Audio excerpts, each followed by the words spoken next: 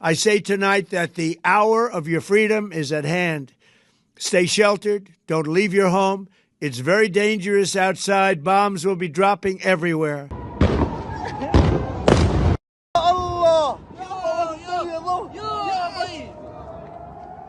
Pebrero 28 ng kasalukuyang taon nag-umpisa ang giyera sa pagitan ng United States at Israel laban sa Iran at ang punot dulo ay ang deadlock sa mga negosasyon noong 2025 kaugnay ng programa sa nuclear ng Iran. Naglunsad ang US at Israel ng malawakang airstrike sa Iran na ikinamatay ng Supreme Leader na si Ayatollah Ali Khamenei. Gumanti naman ang Iran sa pamamagitan ng pag-atake sa mga base militar ng US at infrastruktura sa Gulf Cooperation Council states. Kinontrol ng Iran ang Strait of Hormuz na daanan ng mga barkong magde-deliver ng petrolyo sa iba't ibang bahagi ng mundo. Sa unang linggo ng giyera, ramdam agad sa Pilipinas ang epekto nito sa presyo ng petrolyo ng magpatupad ang mga kumpanya ng petrolyo ng malakihang oil price hike na papalo sa 15 pesos. Mas lalong naramdaman ang epekto ng giyera sa mga sumunod na linggo nang pumalo sa mahigit 100 pesos ang kada litro ng diesel sa bansa na siyang ginagamit ng karamihan sa mga PUV sa pamamasada.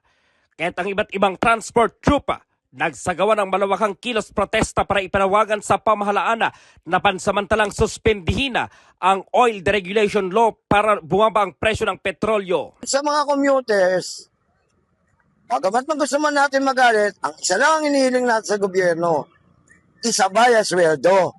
Itaas ang sweldo para ang mga mananakay hindi rin magreklamo sa pagtaas ng pamasahe. Nagkaroon ng domino effect ang hindi na mapigilang pagtaas ng presyo ng petrolyo at labis na napektuhan ang ilang negosyo. Ang ilang karindere sa Pasay City ay napilitang magbawas ng kanilang mga tauhan dahil sa epekto ng sunod-sunod na malakihang oil price hike. Halimbawa, tumaas pa rin yung bigas sa presyo ng 1.5 na kinukuha ko or pumalo siya ng 1.6, napipilitan kami magbenta sa kanin. Wala na, hindi na ako nananalo sa 15. Inilalaban ko na lang sa 15 kasi naawa rin ako sa mga customer namin. So, kumbaga, ang laban namin ngayon sa kantin is halos patas-patas. So, nangyari, in-adjust ko sa mga kasamahan ko, binigyan ko sila ng alternate na rebate. Kasunod dito para maibsan ang paghihirap ng mga apektadong tsupera ay namahagi ang pamahalaan ng 5,000 cash assistance para sa mga kwalipikadong driver.